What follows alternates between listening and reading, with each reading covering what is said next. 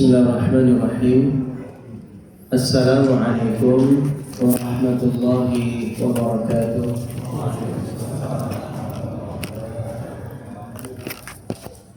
Alhamdulillahirabbil alamin wa bihi nasta'in ala umuri dunya waddin, wassalatu wassalamu ala asyrafil anbiya'i wal mursalin wa ala alihi wa ashabihi ajma'in, amma ba'du.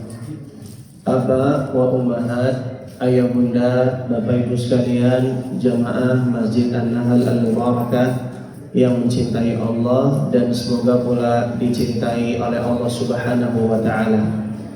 Alhamdulillah, kita bersyukur kepada Allah atas berbagai nikmat dan karunia. Di kesempatan yang berbahagia ini kita bisa berjumpa di masjid yang penuh dengan keberkahan ini. Dan kita berdoa kepada Allah Subhanahu wa ta'ala, semoga Allah memberikan ilmu yang bermanfaat kepada kita semua. Allahumma 'allimna ma yanfa'una wanfa'na bima 'allamtana wa zidna ilma. Ayah bunda dan jamaah sekalian dirahmati oleh Allah, malam hari ini kita akan membahas kajian parenting dengan topik yang cukup menarik. Sudahkah kita benar-benar berperan? Itu judul kajian kita di kesempatan kali ini. Judul ini dirasa sangat penting bagi kita para orang tua untuk mengecas kembali semangat kita jadi orang tua. Karena semangat kita jadi orang tua itu kadang turun, kadang turun banget gitu ya. Jadi kadang turun, kadang naik.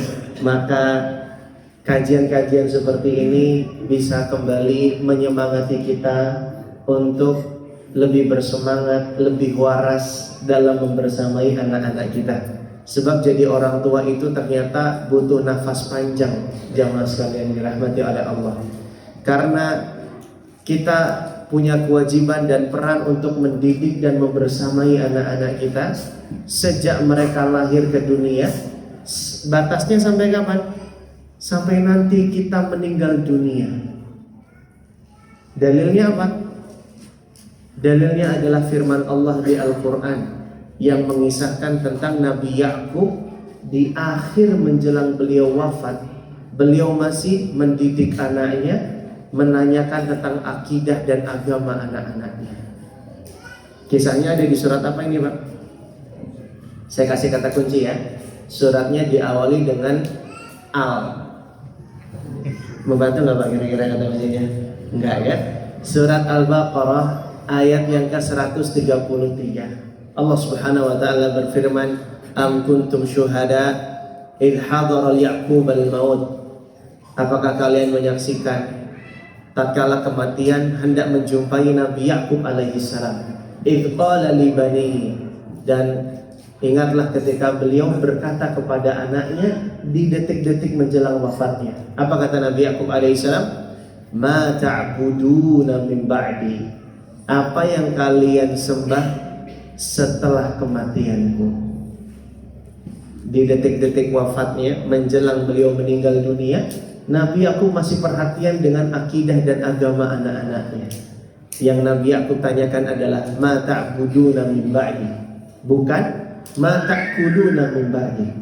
Nabi Ya'qub tidak bertanya apa yang kalian makan setelah kematianku, tapi yang Nabi Ya'qub tanyakan apa yang kalian sembah setelah kematianku. Mari perhatikan ayah bunda dan kita renungkan bersama. Nabi Ya'qub alaihissalam menjelang wafatnya bisa-bisa saja beliau itu berwasiat tentang masalah dunia ataupun harta untuk anak-anaknya. Dan wasiat seperti ini boleh atau tidak? Boleh-boleh saja. Berwasiat tentang harta, tentang masalah dunia menjelang wafatnya kita kepada anak-anak kita, boleh-boleh saja berwasiat demikian. Nah, jangan jual tanah di samping rumah kita ya nak. Kenapa Pak? Itu bukan tanah kita. Misalnya. Berwasiat masalah dunia, masalah harta boleh-boleh saja, sah-sah saja. Tapi yang ingin kita garis bawahi adalah semangatnya Nabi Ya'qub alaihi salam. Beliau malah perhatian dengan agama dan akidah anak-anaknya. Ma ta'buduna min ba'di. Apa yang kalian sembah setelah kematianku? Maka para ulama berdalil dengan surat Al-Baqarah ayat 133 ini. Para ulama berdalil bahwa inilah yang menunjukkan kewajiban orang tua berperan dalam mendidik anak sampai orang tua meninggal dunia. Ayah bunda, bapak ibu sekalian jamaah yang dirahmati oleh Allah Subhanahu wa taala, ketika kita sudah menjadi orang tua yang benar-benar berperan mendidik anak-anak kita, maka disinilah kita akan menjadi orang tua yang berkesan bagi anak-anak kita. Yang bahkan mungkin suatu saat ketika anak-anak kita terpapar hal-hal buruk, diajak temannya berbuat nakal, berbuat maksiat, semoga anak-anak kita teringat dengan kita sebagai orang tuanya yang berkesan di hatinya, seperti berkesannya Nabi Yakub alaihi salam di hatinya Nabi Yusuf alaihi salam. Dikisahkan dalam surat Yusuf, Bapak Ibu, Nabi Yusuf pernah diajak berbuat zina, berbuat maksiat oleh seorang wanita yang terkumpul padanya dua keutamaan sekaligus. Wanita ini cantik jelita dan dia juga punya kedudukan utama. Dia majikannya Nabi Yusuf alaihissalam. Dan masalahnya saat itu yang mengajak berbuat zina duluan siapa, Pak? Wanita tersebut. Bayangkan Bapak Ibu sekalian, ada banyak faktor yang mungkin saja bisa membuat Nabi Yusuf menyetujui ajakan wanita tersebut. Nabi Yusuf seorang laki-laki yang tabiatnya suka pada wanita. Nabi Yusuf saat itu masih pemuda, belum ada tempat untuk menyalurkan syahwatnya, dan syahwat seorang pemuda itu masih sangat bergelora. Ditambah lagi Nabi Yusuf saat itu jauh dari keluarga. Kalaupun dia berbuat buruk tidak akan mencoreng nama baik keluarganya. Dan masalahnya yang mengajak berbuat zina terlebih dahulu adalah wanita yang cantik jelita dan punya kedudukan utama. Bayangkan, ini faktor-faktor yang bisa saja membuat Nabi Yusuf menyetujui ajakan wanita tersebut. Tapi Nabi Yusuf berpaling. Karena apa? Jawabannya ada di dalam firman Allah di surat Yusuf ayat yang ke-24. Allah Subhanahu wa taala berfirman, "Wa laqad hammat bihi wa hamma biha laula an ra'a burhana rabbih." Kata Allah Subhanahu wa taala, sungguh wanita itu berhasrat kepada Nabi Yusuf. Nabi Yusuf pun berhasrat kepada wanita tersebut. Laula an ra'a burhana rabbih. Andai kata tidak melihat tanda dari Robnya. Jadi Nabi Yusuf itu berpaling dari ajakan berbuat maksiat dan dosa karena melihat tanda dari Allah Subhanahu wa taala. Kadzalika linasrifa anhu su'a wal fahsya innahu min ibadinal mukhlasin. Demikianlah kami palingkan Nabi Yusuf dari perbuatan keji dan buruk. Sesungguhnya Nabi Yusuf adalah di antara hamba-hamba kami yang terpilih. Dalam surat Yusuf ayat 24 ini, Allah menceritakan bagaimana Nabi Yusuf bisa berpaling dari ajakan wanita tersebut karena melihat tanda dari Allah Subhanahu wa taala. Ibnu Katsir rahimahullah taala di dalam tafsirnya membawakan belasan riwayat yang menyebutkan tanda dari Allah yang seperti apa yang dilihat oleh Nabi Yusuf saat itu.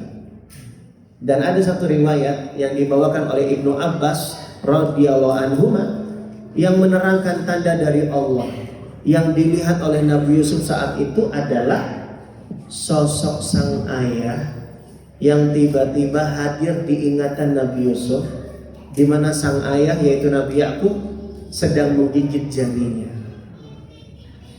La haula wala quwwata illa billah. Inilah sosok ayah yang berkesan. Inilah sosok orang tua yang berkesan di hati anak. Sampai-sampai ketika anaknya diajak berbuat maksiat, dia gagalkan niatan itu karena teringat sosok sang ayah, karena teringat orang tuanya. Kira-kira nih Bapak Ibu Ayah Bunda, kalau suatu saat anak-anak kita diajak berbuat nakal oleh temannya, apakah anak-anak mengingat kita sebagai sosok orang tua yang berkesan di dalam hatinya? Sudahkah kita benar-benar berperan mendidik anak-anak kita? Sudahkah kita jadi orang tua yang berkesan bagi anak-anak kita? Kok jadi sedih gini Bapak Ibu? Lagi merenung ini kayaknya ya. Masya Allah. Maka Bapak Ibu ayah bunda jamaah sekalian dirahmati oleh Allah Subhanahu wa ta'ala, mari kita benar-benar berperan untuk membersamai dan mendidik anak kita, karena ini merupakan kewajiban dari Allah Subhanahu wa ta'ala. Allah berfirman di Quran surat At-Tahrim ayat yang ke-6, ya ayyuhalladzina amanu qu anfusakum wa ahlikum nar.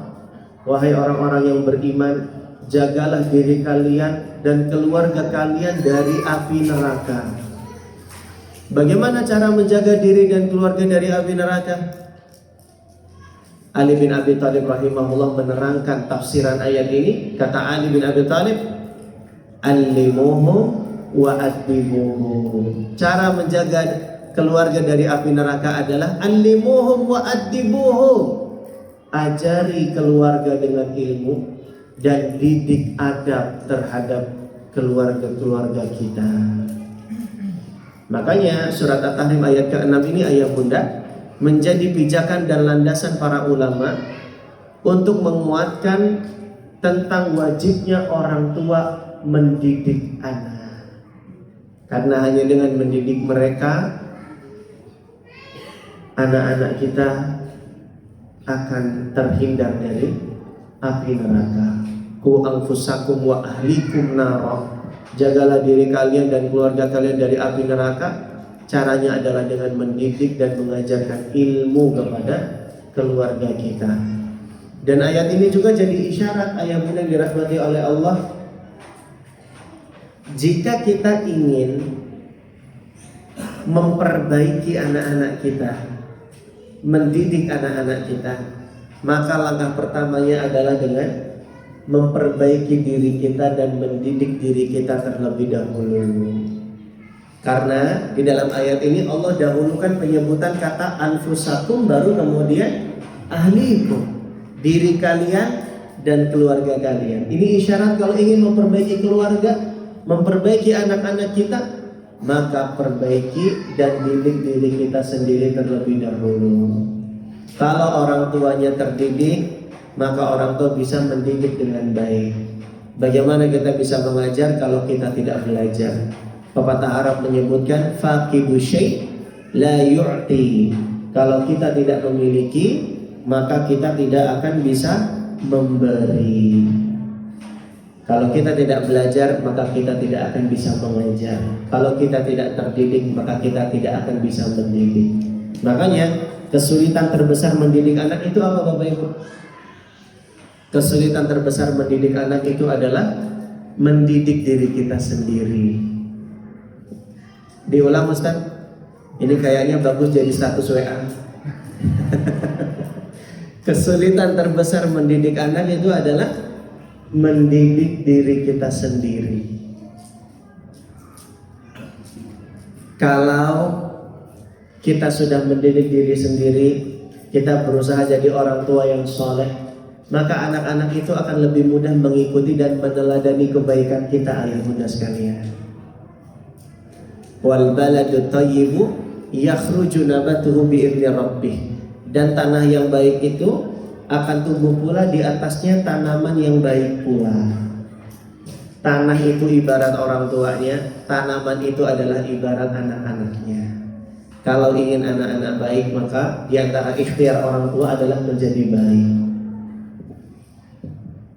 Kalau pengen anaknya rajin ibadah, di antara ikhtiarnya orang tua adalah mencontohkan, memberikan teladan untuk rajin beribadah. Karena anak-anak itu kan cerminan kita Bapak Ibu sekalian, betul atau tidak? Lihat deh, anak kita nih Bi, lihat Bi, isengnya, usilnya, ini niru Abi banget nih. Betul nggak Ibu-Ibu? Coba lihat nih, anak kita kok suka ngambek, suka marah ya? Ini niru siapa Pak? Niru ibu ya Pak ya? Bapak-bapak udah mulai senyum. Bagus Ustaz, mumpung istri saya datang, kasih tahu Ustaz, marah mulu kerjaannya Ustaz. Tapi Pak, dalam sebuah jurnal pada penelitian psikologi ditemukan ternyata memang ibu-ibu itu lebih rentan terkena stres dan mudah emosi negatif, marah-marah. Dan ternyata faktor terbesarnya istri seperti itu, faktor terbesarnya disebabkan karena suaminya. Betul ibu-ibu? Tuh, sepakat Pak ya ibu-ibunya Pak. Muttafaqun alaih. Biar satu sama ya Bu ya. Masa ibu-ibu aja yang disudutkan ya. Masya Allah. Bapak Ibu, anak-anak itu meniru kita. Kita suka marah, anak-anak jadi suka marah. Kita sabar, anak-anak juga berlatih untuk sabar. Kita rajin ibadah, anak-anak juga meniru dan mencontoh kita rajin ibadah. Makanya Sa'id bin Musayyib, beliau sengaja memperbanyak sholat sunnahnya di rumah.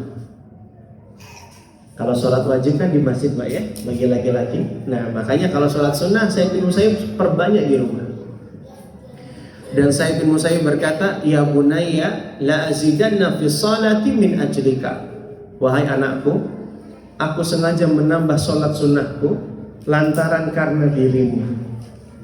Karena Sa'id bin Musayyib ingin banyak mendoakan anaknya di saat sholatnya. Di samping itu Sa'id bin Musayyib ingin menjadi teladan yang baik bagi anak-anaknya. Karena orang tua yang baik akan menjadi teladan yang baik bagi anak-anaknya Bapak Ibu sekalian. Sebaliknya ketika orang tua tidak baik, maka dikhawatirkan anaknya pun akan menjadi tidak baik. Makanya Ibnul Qayyim rahimahullah di dalam kitabnya Tuhfatul Maudud mengatakan, idza tabartal fasada fil aulad ra'aita ammatahu min kibalil aba. Kalau kamu lihat ada kerusakan pada diri seorang anak, maka yang kamu curigai pertama kali karena faktor orang tuanya. Betapa pentingnya peran orang tua dalam mendidik dan menjadi teladan bagi anak-anaknya Bapak Ibu sekalian. Oleh karenanya mari kita bersemangat ayah bunda memperbaiki diri kita, mendidik diri kita. Mari kita merenung dan berkaca kajian rutin yang kita datangi sudah berapa kali dalam sepekan. Sudahkah kita semangat belajar agama? Karena kita punya kewajiban mendidik ilmu agama kepada anak-anak kita. Karena demi Allah Bapak Ibu sekalian, nanti amanah mendidik anak ini akan ditanya oleh Allah Subhanahu wa taala. Ibnu Umar radhiyallahu anhu mengatakan, "Adib ibnaka fa innaka mas'ulun anhu." Didiklah anakmu karena kamu nanti akan ditanya tentang hal itu. Madza 'allamtahu, madza adabtahu? Apa ilmu yang sudah engkau ajarkan? Adab apa yang sudah engkau didik untuk anak-anakmu? Bahkan Ibnul Qayyim dalam Tuhfatul Maudud mengatakan, menukil perkataan sebagian ahli ilmu yang menyatakan bahwa nanti di hari kiamat, sebelum Allah bertanya kepada seorang anak bagaimana baktinya terhadap anak orang tuanya, Allah akan bertanya terlebih dahulu kepada orang tuanya bagaimana sikapnya dalam mendidik anak-anaknya. Jadi sebelum Allah bertanya kepada seorang anak, Allah akan bertanya terlebih dahulu bagaimana orang tua tersebut mendidik anaknya. Jadi nanti ini akan ditanya Bapak Ibu semua di hari kiamat kelak, bagaimana peran kita di dalam mendidik anak-anak kita. Bagaimana semangat kita menjadi contoh yang baik bagi anak-anak kita, menjadi teladan yang baik bagi anak-anak kita. Kalau kita sudah terdidik, kalau kita jadi orang tua yang baik, kalau kita jadi orang tua yang soleh, manfaatnya besar Bapak Ibu sekalian. Manfaatnya banyak. Di antaranya selain kita jadi teladan, kita juga nanti akan membuat anak-anak itu dijaga oleh Allah Subhanahu wa taala. Orang tua yang soleh itu jadi sebab anak-anaknya akan dijaga oleh Allah. Dalilnya apa? Kisah yang ada di dalam surat Al-Kahfi. Dikisahkan ada dua anak yatim yang hartanya berikut dua anak yatim tersebut dijaga oleh Allah Subhanahu wa taala. Tahu alasannya kenapa? Wa kana abuhuma salihah. ayah dari dua anak yatim ini adalah orang yang soleh. Karena sebab kesolehan ayah, anak yatim ini berikut harta-hartanya dijaga oleh Allah Subhanahu wa Ta'ala. Kita bisa nggak Bapak Ibu menjaga anak kita 24 jam, mengawasi mereka terus-terusan? Apalagi anak-anak kita sekarang digempur dengan serangan-serangan dari berbagai macam sisi, dari berbagai macam penjuru, dari temannya, lingkungannya, dari tontonannya. Betul tidak Bapak Ibu? Paparan-paparan negatif di zaman sekarang ini begitu banyak. Menjaga dan mengawasi anak kita itu adalah sebuah hal yang berat. Maka di antara ikhtiar kita sebagai orang tua supaya anak-anak kita dijaga oleh Allah Subhanahu wa Ta'ala adalah dengan cara mensolehkan diri kita. Maka ini di antara hal yang perlu kita perjuangkan ayah bunda dan juga bapak-bapak ibu semua yang dirahmati oleh Allah Subhanahu wa Ta'ala. Kita punya kewajiban mendidik anak-anak kita, maka kita punya kewajiban untuk belajar juga jadi orang tua. Kita punya kewajiban mendidik anak kita, maka kita juga punya kewajiban untuk jadi teladan yang baik bagi anak-anak kita. Kita punya kewajiban mendidik anak-anak kita, menjaga anak-anak kita, maka semoga dengan kesolehan kita ini jadi sebab anak-anak kita akan dijaga oleh Allah Subhanahu wa Ta'ala. Maka mari kita bersemangat mendidik anak-anak kita Bapak Ibu sekalian, karena beginilah syariat kita mencontohkan. Mari kita berpesan, mari kita mengajar, mari kita mendidik anak-anak kita. Ustaz, saya kan laki-laki sudah sibuk cari nafkah. Apakah saya masih punya kewajiban mendidik anak-anak? Jawabannya apa Pak? Masih ada kewajiban tentunya. Karena yang menjadi sosok yang diajak bicara di firman Allah surat At-Tahrim ayat ke-6 tadi adalah para laki-laki. Ku anfusakum wa ahlikum nar. Ayat pertamanya gimana? Ya ayyuhalladzina amanu, wahai laki-laki yang beriman, wahai orang-orang yang beriman, jagalah diri kalian dan keluarga kalian dari api neraka. Maka meskipun ayah sudah sibuk cari nafkah, ayah tetap punya kewajiban mendidik anak-anaknya. Ustaz, bukannya dikatakan al-ummu hiya madrasatul ula? Pakai ungkapan Arab lagi lah ya. Ustaz, bukannya ibu itu sekolah pertama bagi anak-anaknya? Betul. Ibu itu sekolah bagi anaknya, madrasah, guru bagi anak-anaknya. Tapi kita katakan bapak itu adalah kepala sekolahnya. Yang namanya kepala sekolah itu Pak, punya kewajiban gak Pak untuk mengawasi pendidikan anak? Punya kewajiban. Walaupun mungkin kepala sekolah itu jarang ngajar di kelas, betul gak Bapak Ibu? Kepala sekolah itu dikit, jadwal ngajarnya itu dikit. Yang banyak ngajar itu guru kalau di kelas. Tapi kepala sekolah itu tugasnya mengawasi perkembangan anak. Kalau ada guru yang kurang benar ngajarnya, dia yang melengkapi. Kalau guru lagi malas ngajar, dia yang ngingetin. Supervisor sejati seorang bapak itu. Dan kepala sekolah juga tugasnya apa Pak? Menjaga kebahagiaan dan kesejahteraan guru. Kalau gurunya bahagia, anak-anak jadi bahagia. Maka para bapak juga tolong Pak, jaga kebahagiaan ibunya di rumah ya Pak ya. Betul ibu-ibu? Menang banyak ya ibu malam ini ya. Alhamdulillah Ustaz, suami saya datang ini Ustaz. Bener Bu, kalau ibu-ibu bahagia, mendidik itu akan jadi terasa bahagia. Membersamai anak itu jadi bahagia, jadi lebih waras dan gak mudah marah, betul gak ibu-ibu?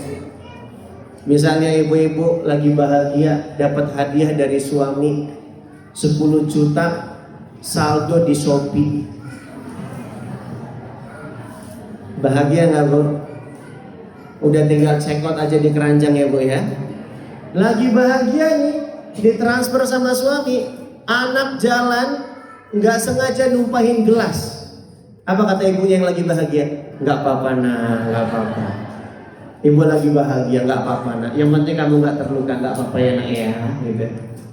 Coba habis dimarahin suami misalnya, belum lagi konflik dengan tetangga misalnya, lagi banyak pikiran, banyak tekanan, anak numpahin gelas. Apa kata ibunya? Makanya kalau jalan pakai mata. Kalau lagi nggak bahagia jadi mudah marah nih Pak. Padahal anak itu udah hati-hati jalannya, nggak sengaja numpahin gelas Pak. Coba giliran ibunya yang numpahin gelas, apa kata ibunya? Siapa sih yang naruh gelas di sini? Tetap yang salah yang lain pokoknya. Itu kalau lagi nggak bahagia itu begitu. Makanya Pak, kalau berangkat kerja pastikan kondisi ibu dalam keadaan bahagia ya Pak ya. Karena ibu sedang akan mendidik investasi kita nih Pak, anak yang soleh yang akan mendoakan kebaikan buat kita Pak. Begitu pula Bu, jangan buat Bapak berangkat kerja dalam keadaan emosi jiwa. Di kantor udah banyak tekanan ya Pak ya, ribut pula sama istri di rumah, kerja juga jadi nggak nyaman ibu-ibu sekalian. Maka kita berusaha untuk saling membahagiakan. Kasihan kan Bu kalau kepala sekolah banyak pikiran, akhirnya jadi nggak bisa kontrol dengan maksimal, nggak bisa menjalankan tugas dan peran dengan sebaik-baiknya. Makanya antara guru dan kepala sekolah perlu kerjasama, perlu saling support satu sama lain supaya sukses mendidik anak-anaknya. Karena anak-anak ini nanti Bapak Ibu yang mungkin jadi sebab membuat kita dapat tingkatan tinggi di surga. Disebutkan dalam sebuah riwayat, ada seorang penghuni surga tiba-tiba dapat tingkatan tinggi di surga. Dia merasa heran, "Anna lihala, dari mana kok saya dapat tingkatan tinggi seperti ini?" Dijawab, "Bistighfari waladika laka." Itu sebab istighfar, doa ampunan dari anakmu untuk dirimu. Ya Allah ya Allah. Ternyata doa ampunan dari anak kita yang soleh dan soleha itu Bapak Ibu membuat kita jadi dapat tingkatan tinggi di surga. Bahkan berdasarkan keterangan para ulama ketika menafsirkan surat At-Tur ayat 21, bahwa ternyata nanti anggota keluarga itu bisa saling menarik kepada tingkatan tinggi di surga Bapak Ibu sekalian. Misalnya orang tua dapat tingkatan yang lebih rendah dari anaknya, maka sang anak nanti akan bisa mengajak orang tuanya bersama dengan dirinya di tingkatan yang lebih tinggi di surga. Maka Bapak Ibu, anak-anak kita itu bisa jadi nanti akan menjadi penarik kita di surga. Anak-anak itu penarik kita di surga. Maka tugas kita sebagai orang tua mempersiapkan talinya. Anak-anak penarik kita di surga, maka tugas kita di dunia adalah persiapkan talinya. Talinya itu yang kami maksud adalah berupa semangat mendidik anak, nafas panjang, kesabaran tanpa tepi, dan semangat membersamai tanpa tapi. Oleh karenanya Bapak Ibu sekalian rahmati oleh Allah, mari kita semangat untuk mendidik anak-anak kita, berperan dalam membersamai anak-anak kita. Insya Allah nggak lama Bapak Ibu mendidik anak itu, cuma sampai kita meninggal dunia aja. Nggak lama Bapak Ibu, dibandingkan nanti di akhirat yang jauh lebih kekal. Makanya Bapak Ibu, kalau kita ingat hal ini bisa mengecas kembali semangat kita jadi orang tua. Oleh karenanya Bapak Ibu sekalian rahmati oleh Allah, para ulama dulu juga mencontohkan bagaimana semangat mereka dalam mendidik anak-anak mereka. Bahkan para ulama itu sampai menyusun kitab khusus untuk pengen nasihatin anak-anaknya. Sebut saja misalnya Ibnul Jauzi rahimahullah. Beliau punya kitab judulnya Luftatul Kabad ila Nasihatil Walad. Ini kitab isinya 18 bab. Semuanya berisikan nasihat untuk anak. Masya Allah ya Pak ya, kalau para ulama dulu pengen nasihatin anak nyusun kitab. Ini Ibnul Jauzi. Ada lagi ulama lain, namanya Ibnu Hajar Al-Asqalani. Siapa namanya Pak? Ibnu Hajar Al-Asqalani. Beliau punya kitab hadis. yang berisi tentang hukum-hukum. Judulnya Bulughul Maram. Bulughul Maram ini asbabul wurud. Sebab penulisan kitab hadis ini adalah Ibnu Hajar itu merasa senang dan bahagia karena baru saja mendapatkan karunia kelahiran seorang putra yang sudah diidam-idamkan sejak lama. Maka ketika putranya lahir, beliau susun kitab ini, kitab Bulughul Maram, sebagai panduan dan pedoman untuk mengajarkan ilmu-ilmu penting seputar hukum-hukum syariat kepada buah hatinya kelak. Nulis kitab, Pak. Kalau kita gimana, Pak? Kitab apa yang sudah kita tulis buat anak-anak kita, Pak? Oh, sekarang nggak pakai kitab, Ustaz, pakainya status WhatsApp. Sudah berapa status, Pak, kita nasihatin anak, Pak? Ini kayaknya statusnya nyindir ini, Pak, ya, bukan nasihatin ya, Pak. Allahul musta'an. Maka Bapak Ibu, mari kita berperan dalam mendidik anak-anak kita, karena kelak nanti kita akan ditanya oleh Allah Subhanahu wa taala. Mari Bapak-bapak kita semangat membersamai anak-anak kita.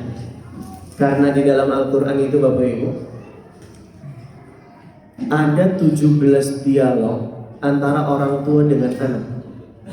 Dan ternyata 14 dari 17 dialog itu didominasi dialog antara ayah dengan anaknya. Kalau ibu biasa dialog dengan anak, udah biasa, lumrah, lazim adanya demikian.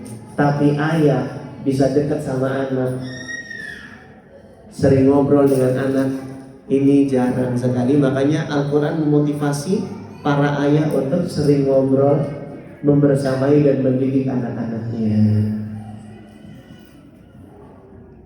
Mari Bapak Ibu kita contoh Nabi Ibrahim alaihissalam. Nabi Ibrahim itu kebersamaan dengan anaknya itu sebenarnya nggak banyak dipotret di dalam Al-Quran Bapak Ibu sekalian. Tapi semangat mendidiknya luar biasa. Nabi Ibrahim itu membersamai anaknya mengerjakan ketaatan. Allah ceritakan di surat Al-Baqarah ayat 127.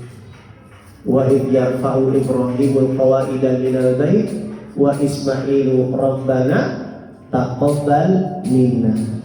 Dan ingatlah ketika Ibrahim dan Ismail meninggikan fondasi rumah Allah Subhanahu wa taala, yaitu Ka'bah. Kemudian mereka berdoa, Rabbana taqabbal minna, ya Allah terimalah amal kami semua. Dari cuplikan ayat ini kita mengambil pelajaran berharga bahwasanya Nabi Ibrahim itu semangat mendidik anak, mengajak anaknya untuk sama-sama berbuat taat, membangun Ka'bah. Bahkan Nabi Ibrahim tidak hanya perhatian pada ibadah yang sifatnya badaniyah, bukan semata ibadah fisik saja, tapi Nabi Ibrahim juga mengajak anaknya untuk melakukan ibadah hati. Dari mana bisa kita tahu? Dari doa yang dibaca setelah membangun Ka'bah. Apa doanya tadi, Pak? Rabbana taqabbal minna, ya Allah terimalah amal kami semua. Dari doa ini ada ibadah hati, yaitu rasa harap dan takut. Mereka berharap amalnya diterima. Di sisi yang lain mereka khawatir dan takut, jangan-jangan amalnya tidak diterima oleh Allah Subhanahu wa ta'ala. Ada seorang ulama namanya Wahib Ibnul Waraq. Wahib Ibnul Waraq ketika baca surat Al-Baqarah ayat 127 ini, beliau menangis bercucur air mata karena mentadaburi dan merenungi ayat ini. Bapak Ibu pernah nggak Pak nangis ketika baca ayat ini? Wahib Ibnul Waraq menangis nih Bapak Ibu. Apa kata Wahib Ibnul Waraq? Ya Khalilur Rahman, anta tarfa'u qawaima min baitir Rahman wa anta musyfiqun ala yuqbala minka. Wahai kekasihnya Ar-Rahman, wahai Nabi Ibrahim alaihi salam, engkau adalah orang yang membangun rumahnya Ar-Rahman, Allah zat yang menerima amalan. Wa anta musyfiqun ala yuqbala minka, tapi engkau justru malah merasa khawatir dan takut kalau amalmu tidak diterima. Padahal Nabi Ibrahim itu adalah orang yang mulia, melakukan amal yang mulia, membangun rumah Allah yang maha mulia. Tapi beliau masih khawatir dan takut kalau amalnya tidak diterima. Menangis Pak Muhammad Warab ketika mentadabburi ayat ini. Dan inilah ibadah hati yang diajarkan Nabi Ibrahim kepada buah hatinya. Sekaligus mengingatkan kita Bapak Ibu bahwa fokus kita ternyata bukan cuma sekedar beramal, tapi yang hendak menjadi perhatian kita juga adalah apakah amal kita diterima atau tidak oleh Allah Subhanahu wa taala. Nabi Ibrahim masih berdoa Rabbana taqabbal minna.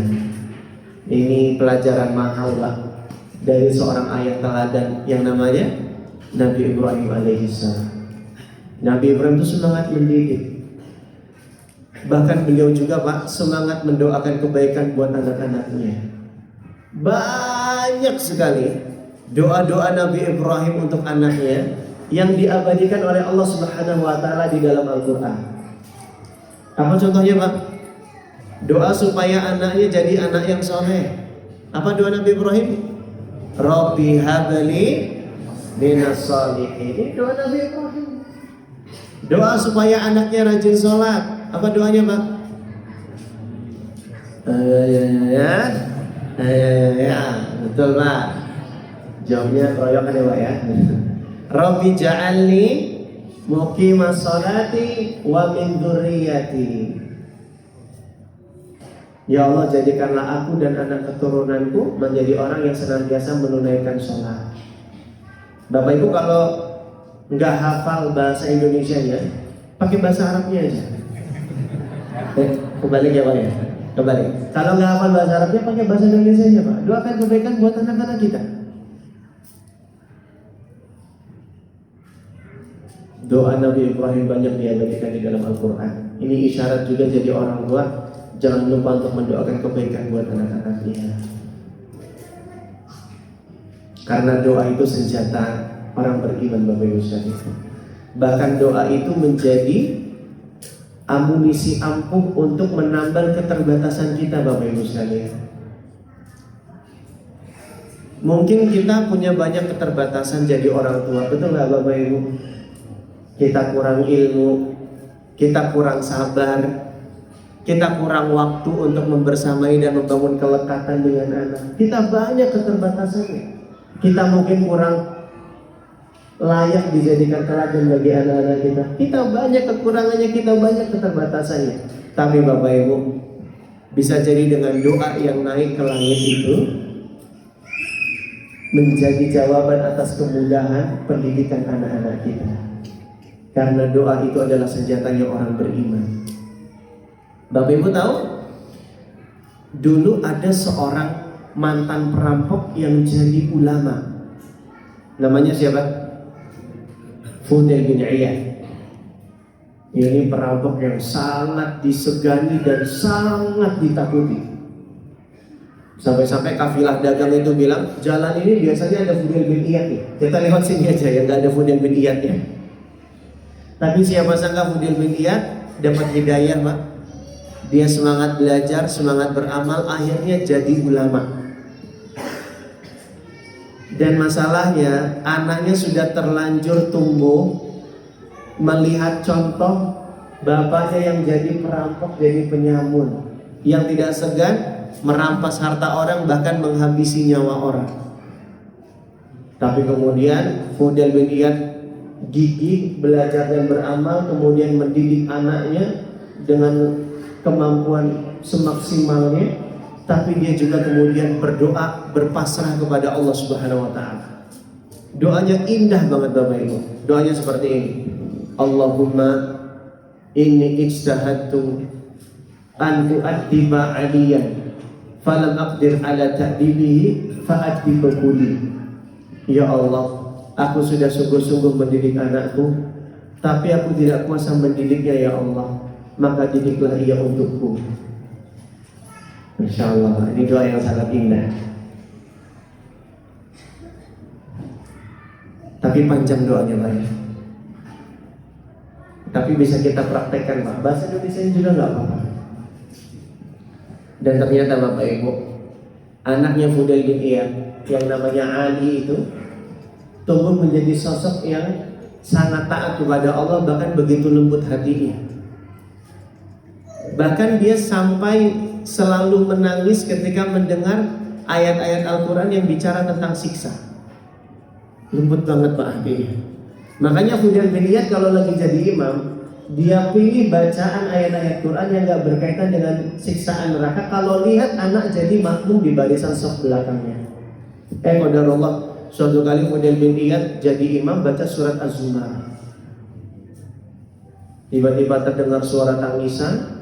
Seusai sholat didatangi, ternyata bersumber dari Ali, anaknya Fudail bin Iyad yang ditemukan dalam keadaan pingsan, tidak sadarkan diri, dibangunkan, tidak bangun kembali sehingga dia wafat. Dan disebutlah dia sebagai qatilul Quran, orang yang terbunuh karena ayat Al-Quran. Bisa lembut begini hatinya Pak, padahal dia adalah anaknya mantan perampok. Ada yang mantan perampok di sini Pak? Enggak usah ngaku ya Pak ya, cukup dosa di masa silam. Tapi ini pelajaran mahal buat kita. Seburuk apapun catatan kita di masa silam, sekelam apapun kesalahan kita di waktu lampau, jangan putus asa dari rahmat Allah Subhanahu wa Ta'ala, karena kita punya doa sebagai senjata orang beriman. Karena dengan doa membuat sesuatu yang tidak mungkin jadi mungkin Bapak Ibu sekalian. Jadi jangan putus asa dari rahmat Allah dengan keterbatasan kita. Kita doa sama Allah untuk kebaikan diri kita dan kebaikan anak-anak kita. Semoga yang sedikit ini bermanfaat. Ingin rasanya berlama-lama, tapi ternyata sudah masuk waktu Isya. Kita cukupkan? Atau ada sesi tanya jawab? Cukup ya? 2 orang saja. Habis azan dulu atau bagaimana? Belum azan? Oh, belum azan. Baik, silakan Bapak Ibu, jika ada yang mau bertanya kami persilakan. Tidak ada pertanyaan, alhamdulillah. Kayaknya nggak ada masalah Bapak Ibu ya dalam pendidikan ya. Lancar-lancar aja ya. Alhamdulillah, masya Allah, masya Allah.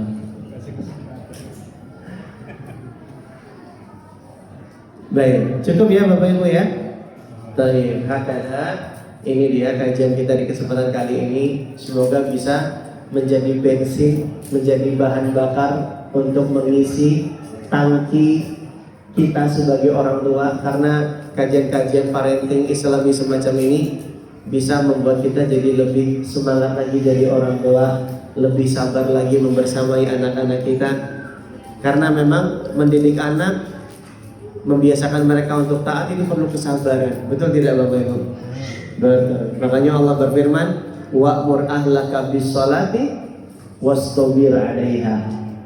Allah katakan di surat Thaha ayat 132, suruhlah keluargamu mengerjakan sholat dan bersabarlah di atasnya. Uniknya dalam ayat ini Allah suruh kita bersabar bukan pakai kata isbir, tapi pakai kata istabir. Wa'mur ahlaka bis-sholati wastabir 'alaiha. Apa bedanya isbir dengan istabir? Ini hebatnya Al-Quran ini Bapak Ibu. Ziyadatul mabna, ziyadatul ma'na. Ada perubahan kata, perubahan bentuk kata itu bisa merubah makna. Kalau isbir dari kata sobarok, artinya bersabar. Tapi kalau istabir dari kata istabarok, wazannya ifta'ala, bermakna lil kuat, menunjukkan makna kuat dan ekstra. Jadi kalau nyuruh anak untuk sholat, mendidik mereka untuk taat, ternyata butuh sabar bukan dengan sabar yang biasa, tapi dengan sabar yang ekstra. Karena Allah pakai kata istabir bukan pakai kata isbir dalam ayat ini. Wa'mur ahlaka bis-sholati wastabir 'alaiha.